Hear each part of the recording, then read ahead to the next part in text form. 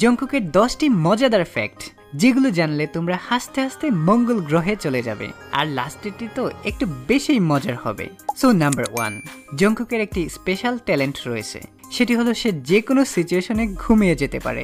যেমন ধরো কোথাও বসে আছে কিংবা দাঁড়িয়ে আছে, অথবা কারোর সাথে ফোনে চ্যাট করছে কিংবা কলে কথা বলতে বলতে হুট করে ঘুমিয়ে যায়।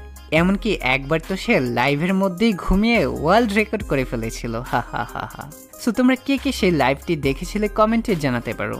নাম্বার 2, ব্যানানা মিল্ক তার পছন্দের খাবারগুলোর মধ্যে একটি। সে ব্যানানা মিল্ককে এতটাই পছন্দ করে যে সুপার শপে গিয়ে দুটো একসাথে না পেলে অনেকটাই আতঙ্কিত হয়ে পড়েন।